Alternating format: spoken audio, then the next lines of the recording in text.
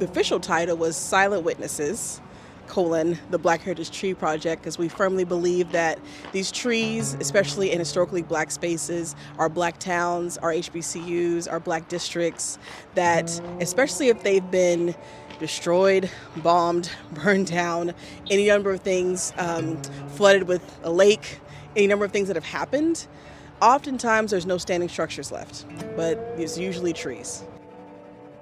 We don't think about how these trees were actually silent witnesses to even not just traumatic times, but happy times, as Dr. Odewale said. It's not just always about the trauma, but what have these trees experienced and what can they tell us and how can they help fill in the gaps?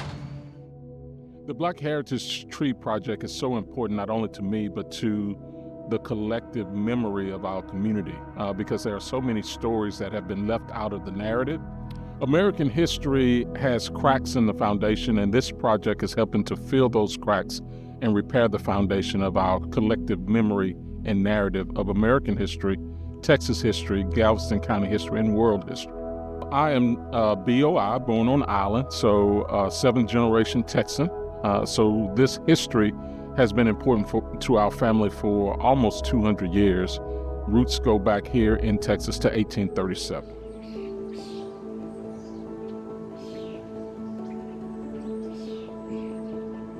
So it's very special that we're here in Freemanstown, in a black town near Houston, but it's a way for us to connect. We're learning through this process as we take inventory of trees that they can tell the story of a community, they can tell a story of a person, they can tell the story of the space. I felt that everybody had something wonderful to present, and I'm so glad to be a part of it. I learned a lot today. It's a lot of what we do in terms of cultural work is really being able to tell the stories around our journeys. And so I believe that this project also helps us to be able to reclaim narratives as it relates to freedom, as it relates to our communities, and being able to hold space for that. Sitting over there in that chair, I was pretending that I was here in 1867 and how the shade would be the same, the breeze would be the same. I wouldn't hear any cars. And how we belong here. St. Croix has so many Black heritage trees that have been here for centuries and witnessed transitions in our history and culture. And we're at a cross point where many people are deciding to cut the trees without consulting with anybody in the community.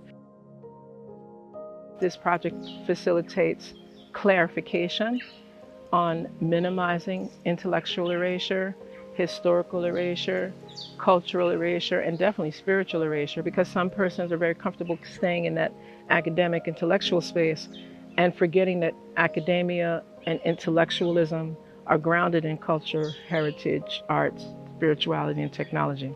One thing we would love for you to do to get involved in our project is to share your tree story. There are trees in your neighborhood, in your district, in your community. We want to know about them. What are their connections to Black history and heritage? And you can go on our website now and share your tree story and actually put your mark on our global Black Heritage Tree Map that we're building collectively.